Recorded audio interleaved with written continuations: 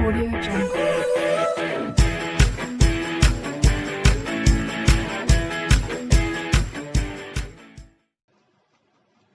So now students, today I am going to start class 10th R.D. Sharma Maths linear equation in two variables MCQs question. Student very short answer type question है, first video में डाल चुके हैं इसी की। अब students video start करने से पहले प्लीज आप लोगों से रिक्वेस्ट है, अगर अभी तक आपने हमारे चैनल को सब्सक्राइब नहीं किया है तो स्टूडेंट सब्सक्राइब कर लीजिए। अब देखिए पहला क्वेश्चन क्या है, the value of q for which the system of equation has a unique solution. जो स्टूडेंट्स यूनिक सॉल्यूशन की कंडीशन होती है वो होती है a1 upon a2 does not is equal to v1 upon v2। तो बस इसी में अब देखिए a1 की वैल्यू क्या है, फर्स्ट क्वेश्चन में a1 की वैल्यू k है, b1 की वैल्यू -1 है, चूंकि y का कोफिशिएंट -1 है, और c1 जो है वो 2 है, a2 की वैल्यू 6 है, b2 की वैल्यू -2 है, और c2 की वैल्यू 3 है। तो k upon 6 does not is equal to -1 upon -2, तो माइनस माइनस प्लस हो गया, तो k does not is equal to 3 आ गया। तो ऑप्शन जो है बी करेक्ट है स्टूडेंट्स। सेकंड क्वेश्चन में क्या है, इनफाइनाइट नंबर ऑफ सॉल्यूशंस। तो जब इनफाइनाइट नंबर ऑफ सॉल्यूशंस होते हैं स्टूडेंट्स तो a1 upon a2 b1 upon b2 equal to c1 upon c2, क्योंकि इसमें जो लाइन होती है वो कॉन्सिडेंट होती हैं लाइंस, ठीक है, तो तीनों इक्वल होते हैं जब इनफाइनाइट नंबर ऑफ सॉल्यूशंस होते हैं।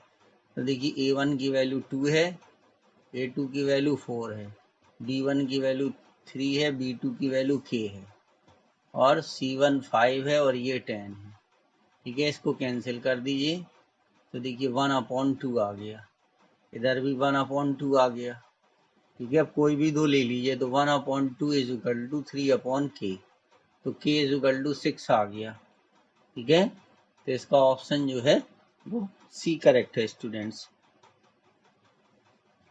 अब देखिए थर्ड क्वेश्चन में क्या हैज नो सॉल्यूशन। तो जब नो सॉल्यूशन है स्टूडेंट्स तो नो सॉल्यूशन की जो कंडीशन है, ठीक है,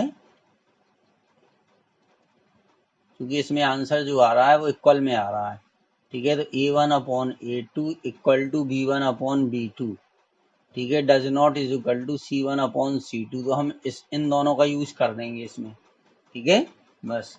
तो अब a1 अपॉन a2, ठीक है, तो a1 की वैल्यू है 1 और a2 की वैल्यू 5 है, b1 की वैल्यू है 2, ठीक है, और b2 की वैल्यू k है। तो k बराबर जो है 10 आ गया स्टूडेंट, कितना आ गया 10 आ गया। तो ये ऑप्शन जो है पहले ही करेक्ट हो गया। फोर्थ वाले क्वेश्चन में क्या है देखिए, has a non zero solution. यहाँ पर हमें जो वैल्यू मिलेगी वो x की वैल्यू 0 और y की वैल्यू 0 हमें इसमें नहीं लेंगे स्टूडेंट्स, ठीक है। Has a non zero solution यानी हमें कुल मिला के सॉल्यूशन, ठीक है, आना चाहिए इसका।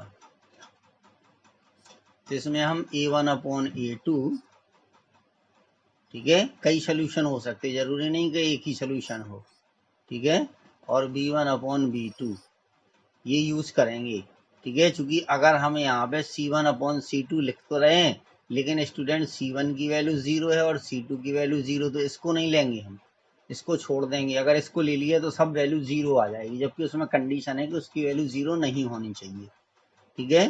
तो ये हो जाएगा कि 3/k इज इक्वल टू 5/10। तो इसको कैंसिल कर दीजिए तो k की वैल्यू 6 आ गई, k की वैल्यू कितनी आ गई 6 आ गई। तो ऑप्शन सी करेक्ट हो जाएगा स्टूडेंट्स, ठीक है। अब देखिए क्वेश्चन नंबर 5। तो 5 में क्या है, इनफाइनाइटली मैनी सॉल्यूशन है, ठीक है। इसमें हम a1 upon a2 is equal to b1 upon b2 equal to c1 upon c2 apply कर देंगे, ठीक है। तो a1 की वैल्यू 2 है, a2 की वैल्यू है a प्लस बी, ठीक है, और b1 की वैल्यू 3 है और इसकी वैल्यू है 2a माइनस बी, ठीक है। फिर ये 7/21, तो इसको कैंसिल कर दीजिए, 7 1 जा 7, 7 3 जा पहले, ठीक है। हम फर्स्ट और लास्ट ले लेंगे, इसको सॉल्व करेंगे, यानी 2 upon a plus b is equal to 1/3, इसको लेके सॉल्व कर दीजिए। ए प्लस बी की वैल्यू 6 आ गई।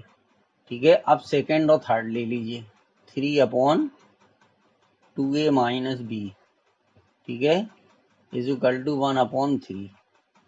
ठीक है, तो ये आ गया 2a minus b is equal to 9। इसको फर्स्ट इक्वेशन मान लीजिए, इसको सेकंड इक्वेशन मान लीजिए। ठीक है, इन दोनों इक्वेशन को हम सॉल्व कर देंगे।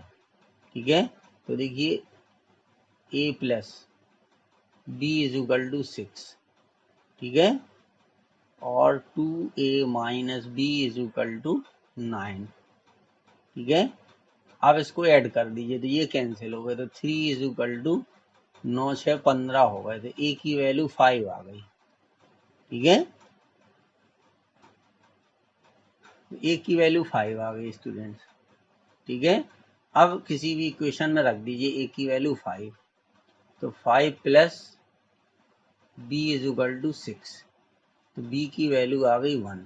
ठीक है, तो a की वैल्यू 5 और b की वैल्यू 1, तो ऑप्शन बी इसका करेक्ट हो गया स्टूडेंट। ये दो आंसर हो गए, एक ये वाला एक ये वाला। ठीक है, तो इस तरीके से क्वेश्चन करने थे आपको। 6 क्वेश्चन में क्या है स्टूडेंट्स, इज इनकॉन्सिस्टेंट। ठीक है, तो इनकॉन्सिस्टेंट मीन्स होता है नो सॉल्यूशन। इनकॉन्सिस्टेंट, ठीक है, मीन्स नो सॉल्यूशन। इसका मतलब होता है कि उसका कोई सॉल्यूशन नहीं है। ठीक है, तो इसमें हम a1/a2 is equal to b1/b2 लगा देंगे। ठीक है, does not is equal to c1/c2 होता है, लेकिन उसका यूज हम उसमें नहीं करना है, क्योंकि हमें k की वैल्यू k इक्वल लिखा है, तो इक्वल यहीं से मिलेगा। ठीक है, तो ये हो जाएगा 3/2k minus 1 is equal to a1/a2 b1 1 हो गया, b2 हो गया k माइनस 1। बस इसी का क्रॉस मल्टीप्लिकेशन कर दीजिए, तो 3k minus 3 is equal to 2k minus 1।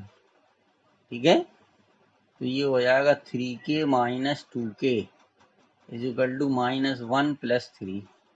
तो यहाँ आ गया k बराबर 2 आ गया। कितना आ गया स्टूडेंट्स, k की वैल्यू 2 आ गई, तो ऑप्शन जो है वो डी करेक्ट हो गया। 7 वाले क्वेश्चन में क्या है, लिखिए, कह रहा a m does not is equal to b l. तो स्टूडेंट डज नॉट है, जब डज नॉट इक्वल होगा तो इसका मतलब है यूनिक सॉल्यूशन होगा। कौन सा सॉल्यूशन होगा, यूनिक सॉल्यूशन होगा। ठीक है,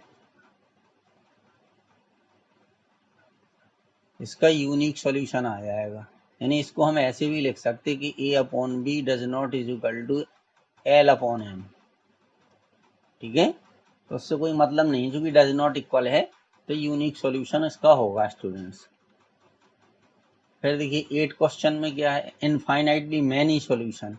तो ए और बी में क्या रिलेशन है, ये हमें फाइंड करना है। देखिए इसको यहीं सॉल्व कर दीजिए, ये हो जाएगा 2/2a a1/a2 is equal to b1/b2। ठीक है, इक्वल टू c1/c2 7/28। तो 7 1 जा 7 और ये हो गया। ठीक है, बस अब इसके बाद देखिए फर्स्ट और लास्ट ले लेंगे हम। ठीक है, तो 2a बराबर आ गया 8, a बराबर 4 आ गया। ठीक है, ये आ गया, हमने इसको और इसको लिया था। ठीक है, अब हम ले लेंगे 3/a plus b is equal to 1/4।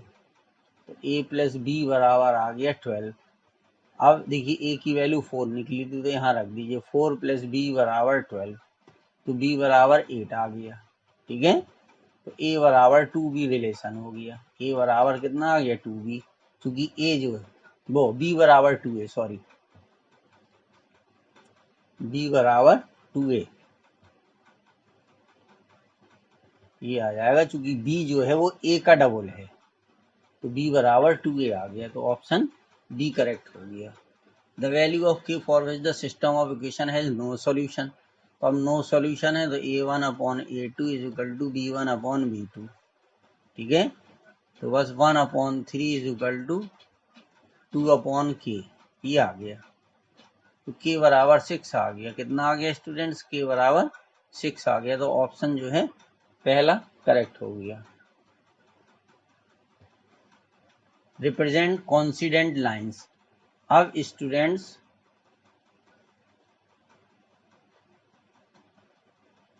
Coincident lines, ठीक है। कॉन्सिडेंट लाइन का मतलब ये है इस तरीके से, ठीक है। इसी लाइन के ऊपर एक लाइन हमने और बना दी, ये, ठीक है। तो ये दोनों लाइन कॉन्सिडेंट हो गई। तो इस केस में क्या है स्टूडेंट, जो कंडीशन होती है वो तीनों इक्वल होती हैं। a1/a2 is equal to v1/v2 is equal to c1/c2, ठीक है।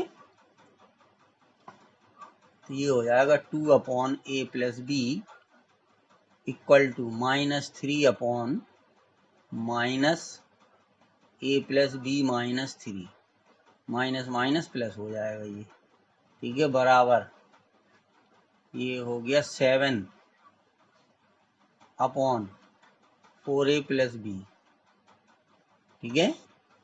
तो अब इनको हम सॉल्व कर देंगे, ठीक है। तो कोई भी दो ले लीजिए, कोई भी दो ले लीजिए। मान लीजिए हमने ये पहले दो ले लिए, तो ये आ जाएगा 2a plus 2b -6 is equal to 3a plus 3b, ठीक है। ये आ गए हमारे। अच्छा, तो 2a -3 और माइनस ये था, ठीक है। अब देखिए यहाँ पर क्या आ जाएगा कि -a minus b is equal to 6 आ गया, ठीक है। लेकिन ये ऑप्शन दिया नहीं है स्टूडेंट, ठीक है। तो फिर हम बाकी दो लेंगे। अब हम मान लीजिए इसको ले रहे, इसको और इसको ले लीजिए, ठीक है। तो ये हो जाएगा 4 3 12 ही क्रॉस मल्टीप्लिकेशन कर देंगे, plus 3b is equal to 7a plus 7b -21, ठीक है। अच्छा, चलिए, तो 12a माइनस 7a और 3b माइनस 7b बराबर -21, ठीक है। अब यहाँ से क्या मिला स्टूडेंट्स हमें? ये मिला 5a minus 4b is equal to -21, ठीक है। ये आ गया। और दूसरी इक्वेशन हमें ये इक्वेशन ये मिली थी, दूसरी इक्वेशन ये मिली स्टूडेंट्स हमें, ठीक है। अब दोनों को सॉल्व कर दीजिए। तो इसमें 5 से मल्टीप्लाई करके यहाँ लिख देंगे, तो -5a minus 5b is equal to 30, ठीक है। अब इनको सब्ट्रैक्ट कर दीजिए, तो ये प्लस हो गया, ये प्लस हो गया, ये माइनस हो गया, तो ये और ये कैंसिल हो गए, तो ये आ गए वो b आ गया, ठीक है, -4b। तो b बराबर,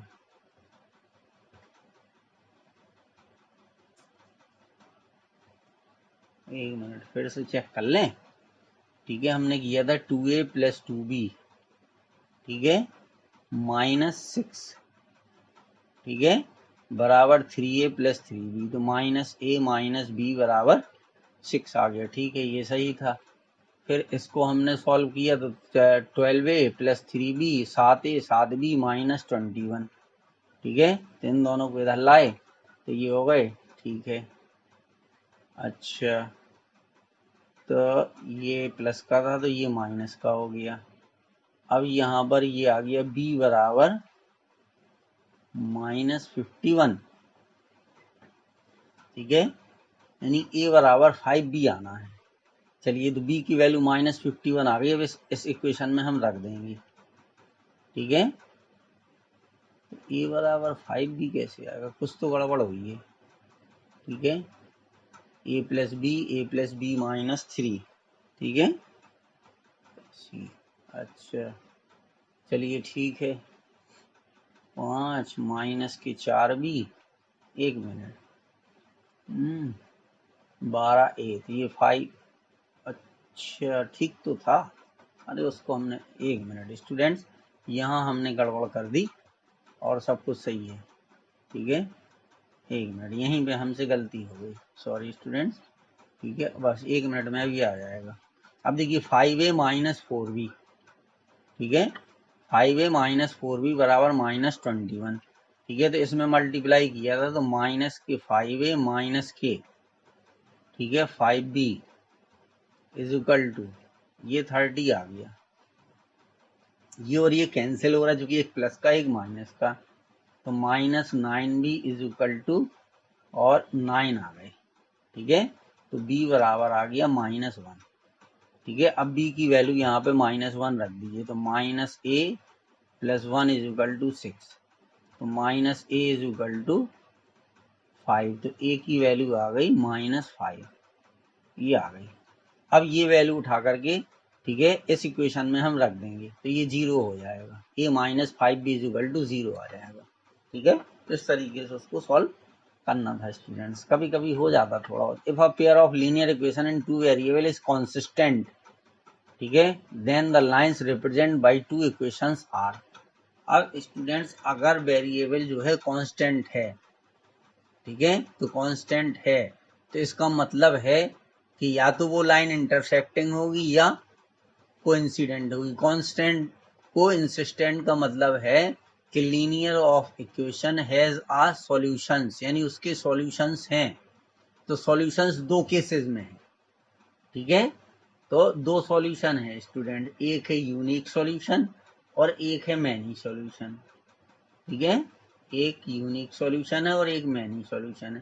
तो यूनिक सॉल्यूशन के केस में लाइन जो है वो इंटरसेक्ट करती हैं, और मैनी सॉल्यूशन के केस में दोनों लाइनें कोइंसिडेंट होती हैं। कैसी होती हैं?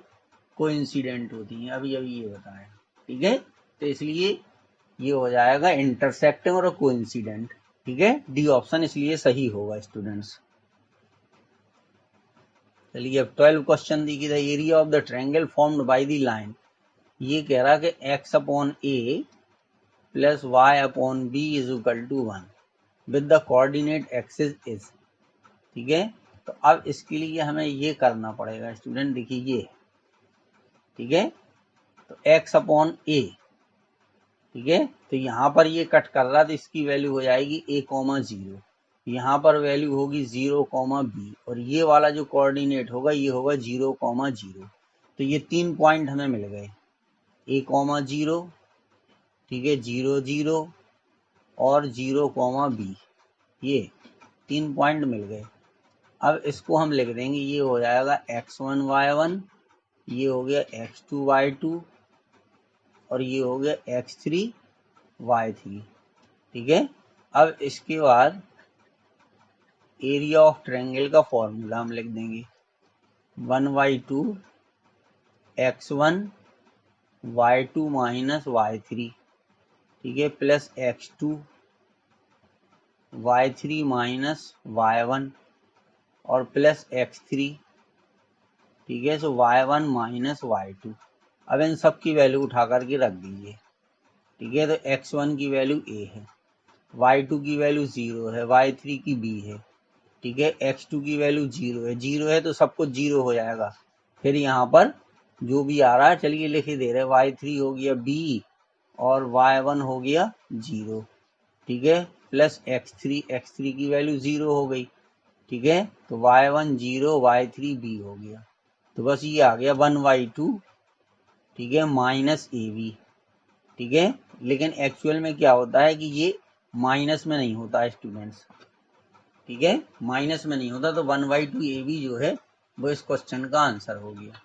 ठीक है, इस तरीके से इसको हमें फाइंड करना था, क्योंकि एक्स एक्सेस के लिए स्टूडेंट y की वैल्यू 0 होती है, क्योंकि यहाँ पर a है, तो एक्स एक्सेस के लिए y की वैल्यू 0, इसलिए ये पॉइंट a,0 होगा। y एक्सेस के लिए x की वैल्यू 0 होती, इसलिए 0b होगा, और ये जो है ओरिजिन है, तो इसलिए इसके कोऑर्डिनेट 0, 0 होंगे, ये आपको पता होना चाहिए। 13 में क्या है students? The area of the triangle formed by the lines.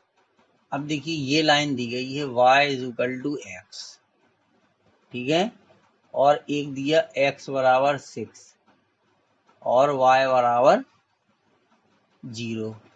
ठीक है, the area of the triangle formed by the line y बराबर x बराबर 6 और y बराबर 0। तो इससे होकर के जो ट्रायंगल बनेगा, ठीक है, उस ट्रायंगल के लिए हमें फाइंड करना है चलिए अब अगर हम देखें स्टूडेंट्स y बराबर x, तो y बराबर x के लिए देखिए क्या है कि ये y बराबर x वाली जो लाइन जाएगी, देखिए y बराबर x का मतलब है अगर x की वैल्यू 0 लेंगे तो y की वैल्यू 0 आएगी, x की वैल्यू 1 लोगे तो y की वैल्यू 1 आएगी। तो ये लाइन इधर से होकर के जाएगी आपकी, ये लाइन इधर से होकर के जाएगी। ये लाइन कौन सी है? y बराबर x, ठीक है। अब x बराबर 6, तो x बराबर अगर यहाँ पर हम मानते हैं x बराबर 6, तो ये लाइन इधर से होकर के इस तरीके से जाएगी ऐसे, ठीक है। तो ये वाला जो पॉइंट हो गया, देखिए इसके कोऑर्डिनेट क्या हो गए? इसके कोऑर्डिनेट हो गए 6,0, ठीक है। ये 6,0 हो गए और इधर वाला ये जो पॉइंट हो जाएगा ये 0,0 हो जाएगा, ठीक है। अच्छा अब y की वैल्यू 0 थी, ठीक है।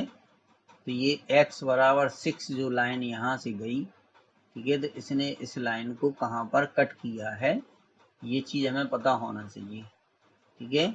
तो बिना उसके भी तो हम निकाल सकते, ये परपेंडिकुलर हो जाएगा स्टूडेंट्स, ये एक्चुअल में परपेंडिकुलर हो जाएगा।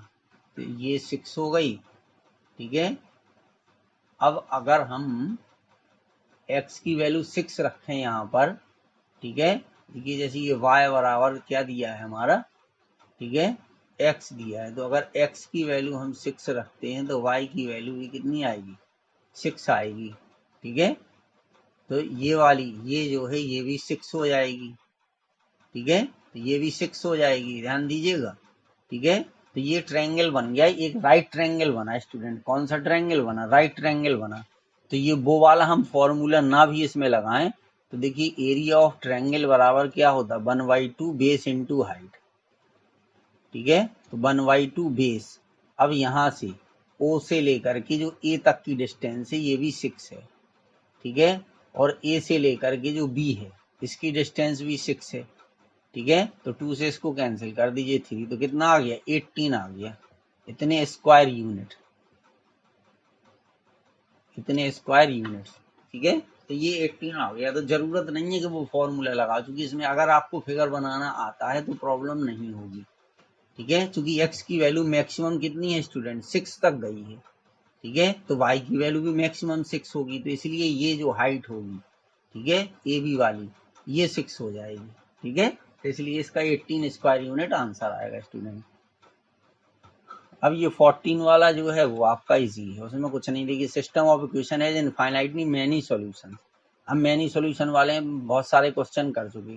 तो देखिए 2/4 is equal to 3/k is equal to 5/10, ठीक है। 2 से इसको कैंसिल कर दीजिए, यहाँ भी कैंसिल करोगे तब भी 1/2 आएगा। तो बस k इज इक्वल टू 6 आ गया। कितना आ गया? 6 आ गया। तो ये ऑप्शन हमारा करेक्ट हो गया। अब 15 क्वेश्चन में क्या था? System of equation has no solution, ठीक है। अब नो सॉल्यूशन है तो a1/a2 सब एक जैसे क्वेश्चन है स्टूडेंट्स, ठीक है। a1/a2 is equal to b1/b2, बस इसमें वैल्यू पुट कर दीजिए। अब देखिए a1 की वैल्यू k है, b और a2 की वैल्यू 6 है, इसकी वैल्यू -5 है, इधर 2 दिया गया है, ठीक है। तो छप्पन जीतीस तो k की वैल्यू -15 आ जाएगी, सॉल्व करोगे तो -15 आ जाएगी। अब यहाँ पर भी देखिए स्टूडेंट ऐसी क्वेश्चन ये दिया है कि x बराबर 3 है और y बराबर 4 है और x बराबर y दिया गया है, ठीक है। तो ये भी हमारा देखिए इसी तरीके से फिगर बनेगा। अगर इसका हम, एक फिगर हो गया, ये इस तरीके से ये हो गया, ठीक है। अब देखिए x की वैल्यू मैक्सिमम कितनी है? 3 है और y की वैल्यू 4 है, ठीक है, और x बराबर y है, ठीक है, x इज इक्वल टू 3। तो यहाँ पे मान लीजिए ये है, यहाँ पर x बराबर 3 दिया है, ठीक है। तो यहाँ से हम एक लाइन खींच दें। चलिए हमने ये लाइन खींच दी यहाँ से, ये x बराबर 3 की हो गई। फिर है y बराबर 4, तो यहाँ से हमने एक लाइन खींच दी, ठीक है। अब देखिए हम इसको लिख दें, ठीक है। ये हो गया स्टूडेंट्स,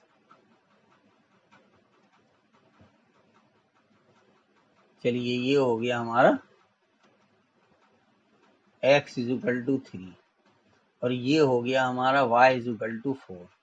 ठीक है, x इज इक्वल टू 3 हो गया और y इज इक्वल टू 4 और x बराबर y।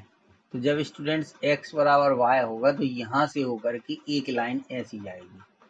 ठीक है, यहाँ से होकर के एक लाइन इस तरीके से ऐसी जाएगी, ये जाएगी लाइन। ठीक है, तो अब स्टूडेंट्स एक ट्रायंगल बन गया। ठीक है, ये इसको इरेज कर दीजिए ये। ठीक है, ये हो गया, तो ये हमारा एक ट्रायंगल बन गया स्टूडेंट्स। ठीक है, ये एक ट्रायंगल बन गया। बस अब इस ट्रायंगल का देखिए, तो ये वैल्यू 3 है और ये वैल्यू 4 है, तो 4 3 जा 12 हो गए। ठीक है, 4 3 जा कितने हो गए? ठीक है, अच्छा एक मिनट, x की वैल्यू 3, y की वैल्यू 4, तो इसका 16 का आंसर क्या आ रहा है? ए 1/2 स्क्वायर यूनिट। x की वैल्यू 3, y की वैल्यू 4, तो ये 0 0 से होकर जाएगा। x की वैल्यू 3 इधर थी, y की वैल्यू 4 इधर है, तो इसने इसको यहाँ पर कट किया है। ठीक है, तो 1/2 स्क्वायर यूनिट कैसे आएगा? इसका तो आंसर इतना आएगा ही नहीं। ठीक है, क्योंकि x की वैल्यू 3 है, y की वैल्यू 4 है, तो अगर मान लीजिए हम इसके कोऑर्डिनेट भी लें स्टूडेंट, ये हो गया मान लीजिए 3,0, y एक्सिस के लिए हो गया 4,0। ठीक है, और चूंकि ये ओरिजिन से होकर के जाएगी तो ये 0 0 होगा, 1 1 2 2। ठीक है, 3 3 4 4, एक हमारा 0 0 मान लीजिए हो जाएगा। तो अब इसको लेकर के भी अगर हम सॉल्व करेंगे तो उतना आंसर इसका नहीं आएगा। x की वैल्यू 3, y की वैल्यू 4, x बराबर y, तो x बराबर जब y है तो ये कैसे हो सकता कि ये 3 है और ये 4 है। ठीक है, तो इसमें कुछ कंफ्यूजन लग रहा है इसके अकॉर्डिंग, तो आंसर इसका 6 आना चाहिए, नहीं इसका आंसर होना चाहिए नन ऑफ दीज। चलिए अगर इससे हम लगाएं 1/2 x1, ठीक है, तो y2 माइनस y3, ठीक है, plus x2 y3 minus y1, फिर x3 की वैल्यू 0 हो गई, तो इधर तो सब कुछ 0 हो जाएगा। ठीक है ना, 1/2 नहीं है हमारे हिसाब से तो नहीं आएगा, क्योंकि x की वैल्यू 3 हमने यहाँ से ये खींची और ये 4 से लाइन खींची, तो ये दोनों लाइनें यहाँ पर इंटरसेक्ट करेंगी, तो ये वाला पॉइंट जो हो जाएगा ये होगा 3,4। ठीक है, ये वाला पॉइंट जो है वो 3,4 होगा। अच्छा एक मिनट और रुकना जरा, थोड़ा सा दूसरे तरीके से सॉल्व करके देखें। ठीक है, एक पॉइंट हो गया हमारा 3,4, एक पॉइंट हो गया 0 0 ये वाला। ठीक है, और यहाँ पर जो पॉइंट हो गया ये हो गया 3,0। ठीक है, इसको x1 y1, इसको x2 y2 और इसको x3 y3। ठीक है, अब इसको अगर हम सॉल्व करेंगे तो 1/2 x1, ठीक है, y2 माइनस y3, तो 0 माइनस 0 प्लस x2, तो y3 माइनस y1। ठीक है, फिर यहाँ पे 3 आ गया, x3 y1 माइनस y2 0 आ गया। ठीक है, ये आ गया स्टूडेंट, तो देखिए ये आ गया 1/2 इंटू 3 इंटू 4। ठीक है, तो इसका आंसर 6 आएगा। कितना आया? 6 आया। और वैसे देखिए ट्रायंगल से अगर लगाएंगे तब भी यही आएगा, area of triangle is equal to 1/2, base हो गया 3 और हाइट हो गई 4, तो इसको कैंसिल कर दीजिए, तब भी कितना आएगा? आंसर 6 आएगा। तो इसलिए इसका आंसर क्या होगा? नन ऑफ दीज होगा। ठीक है, इसका आंसर जो है वो नन ऑफ दीज होगा स्टूडेंट्स। दोनों तरीके से हमने आपको बता दिए सॉल्व करके। अब देखिए 17 वाले क्वेश्चन में क्या है, ये 2 लाइन दी गई, इसका आंसर हमें फाइंड करना है। ठीक है, तो यहाँ से देखिए एक परपेंडिकुलर हम यहाँ डाल देंगे, ये एक परपेंडिकुलर होगा। ठीक है, तो इसकी हाइट जो है वो कितनी हो गई? 3 हो गई, और यहाँ से यहाँ तक की जो लेंथ है वो कितनी हो जाएगी स्टूडेंट्स? ठीक है, तो ये देखिए ये 1 है, ठीक है, ये 2, ये 3, ये 4 और ये 5, तो इसकी लेंथ हो गई 5। तो बस 1/2 बेस इंटू हाइट, ठीक है। तो 1/2 इंटू 15, उस चक्कर में नहीं पड़ना तुम्हें, ठीक है, बहुत टाइम लगेगा, वन फॉर्मूला लगाओगे। तो ये 7.5 स्क्वायर यूनिट इसका आंसर आ गया स्टूडेंट्स, ठीक है। फिर है 18-19, the sum of digits of a 2-digit number is 9 if 27 is added to 8, the digits of the number get reverse, the number is, ठीक है। अब देखिए स्टूडेंट, इसमें दो ऑप्शन होंगे, या तो ये होगा या ये होगा, ठीक है। अब हम उसको सॉल्व नहीं कर रहे, आपको एमसीक्यूज के तरीके से आंसर से बता रहे हैं।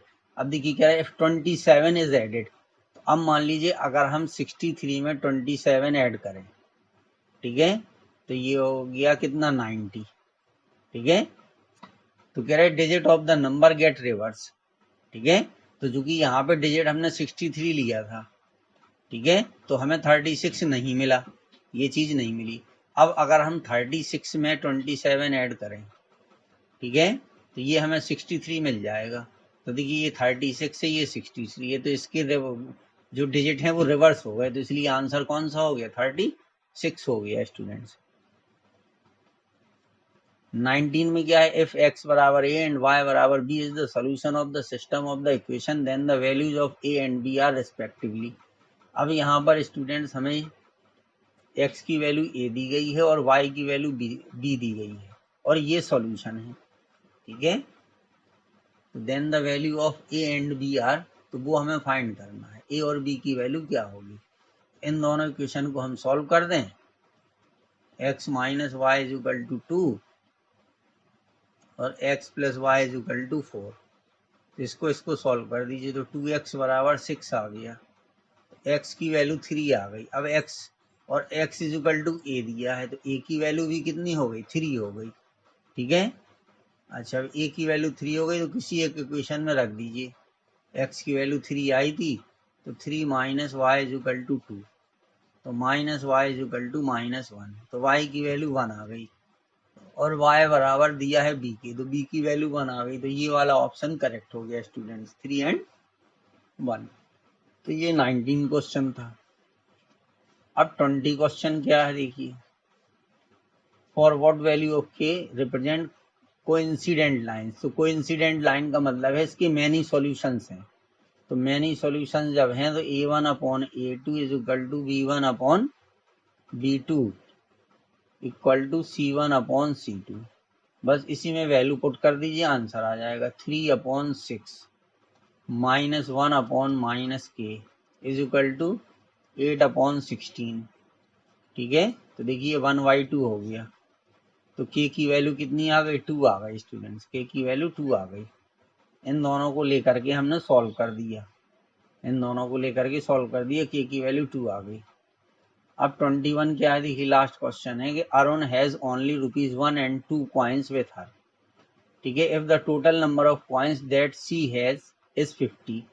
तो अब मान लीजिए हमने कि ₹1 के कॉइन x मान लिए स्टूडेंट्स, और ₹2 के कॉइन मान लिए हमने कितने, y। ये ₹1 कॉइन है, ये ₹2 कॉइन है, ठीक है। अब इनका टोटल जो है वो 50 है, दोनों मिलाकर के 50 कॉइन है, ठीक है।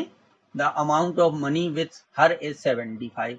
तो ₹1 के कॉइन x हैं तो उनकी कॉस्ट होगी 1x, और ₹2 के कॉइन y हैं तो उनकी कॉस्ट होगी 2y बराबर 75।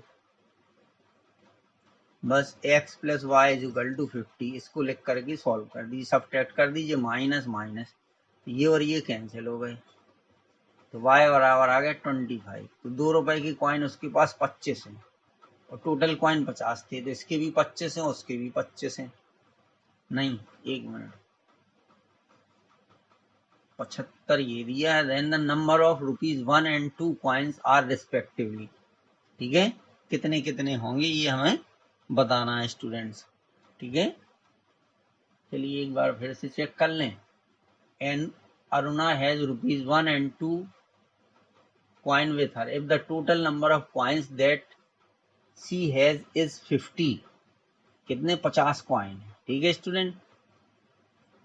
अच्छा, and the amount of money with her is ₹75, तो उसके पास ₹75 हैं कुल मिलाकर के, ठीक है, तो इसका आंसर गलत दिया है। ठीक है, इसमें आंसर जो दिया है स्टूडेंट्स 21 का वो बी दिया है, 35 और 20 दिया है। ठीक है, लेकिन मेरे हिसाब से चूंकि 75 में से 50 गए तो 25 ही तो बचेंगे। x प्लस 2y और x प्लस वाई बराबर 50, टोटल नंबर ऑफ कॉइन 50 है। चलिए आंसर भी चेक कर दें, सही तो है, यही आएगा स्टूडेंट, y बराबर 25। ठीक है, और x बराबर भी 25 आएगा। ठीक है, अब देखिए आंसर चेक कर लीजिए। ठीक है, 2 रुपए की क्वाइन है उसके पास 25, तो 25 इंटू 2 तो ये आ गया ₹50। ठीक है, और 1 रुपए की क्वाइन भी उसके पास 25 है, तो रुपीज कितने हो गए 25। ठीक है, इनका टोटल कर दीजिए तो ये 75 आएंगे, इनका टोटल करोगे तो ये 50, तो 50 क्वाइन हो गए और ₹75 हो गए, ये हो गए। तो इसलिए आंसर स्टूडेंट इसका ऑप्शन डी करेक्ट है। ठीक है, डी करेक्ट है। तो इस तरीके से ये क्वेश्चन आपको करने थे। Thank you students.